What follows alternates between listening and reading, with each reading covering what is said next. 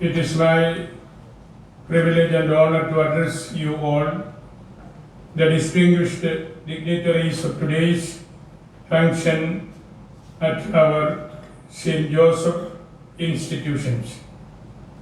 We have already established a St. Joseph culture in both of these institutions. St. Joseph institutions under the Technical Education Trust of the Palai Diocese are established with the sole objective of imparting quality education and experience to the aspiring students at a lesser cost. We always give prime importance to the value-based education to our students and molding them to employable and most sought-after ones in today's competitive job market. We are always bound by the core values of our institutions and uphold the same at any time.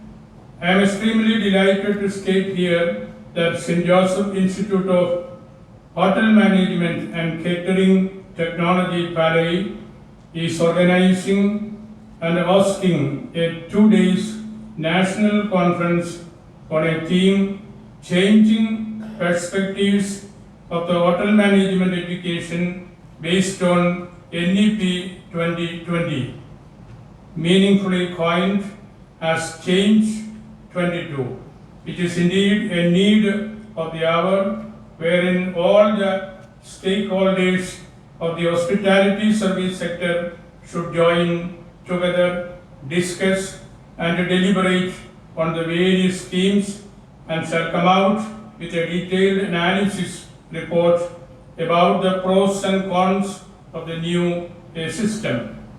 Since the higher education system of our country is moving forward with the policy and its implementation, it is always good to see how it is going to affect the HMCT education system in our country, especially on to 4-year undergraduate programs about which the principal has already mentioned.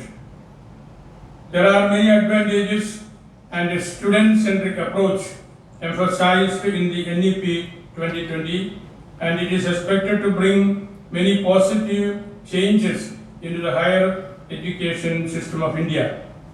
It is meant for bringing a paradigm shift from the present education system implemented in the year 1986 to a universally acceptable education system. However, the system being more student-centric and flexible in terms of selection and of subjects and their combinations, it would be a bit challenging time for those institutions focused only on the stream of program. I have already read the NEP 2020 and also the guidelines of the University Commission, University Grants Commission, Delhi. These two documents are very promising, very challenging, and there are so many interesting focusing on this. I just pinpoint one or two of my anxieties. We must be ready to look on its integrity from the point of view of a holistic secularism. We always speak about secularism, and secularism should not be reduced to one of the aspects of the different perspectives of our country. There are narrow nationalism and a narrow understanding of secularism here and there, also in the NEP and also in the guidelines from the University Grants Commission. Those things are not much advisable. I would say our constitution is a political arrangement based on the constitutional secularism. India's secularism is constitutional secularism. It is a political arrangement. It is a philosophical understanding. It is not looking into the veracity of a particular religion or a language. So it is considered to be the noblest way of secularism. Many of the foreign scholars during these years have made serious studies on the constitutional secularism of India, which gives an ongoing formation in democracy itself. Not simply speaking about we have the greatest democracy and so on. We should be able to enter into the details of this democratic, secular understanding of this greatest country of the world. So NEP in itself is very good, but from these perspectives and also from the point of view of the minority right, which is grafted in the Article 29-30 of the Constitution itself, which is the right of the minorities to protect, to erect, and to establish educational institutions, also their languages.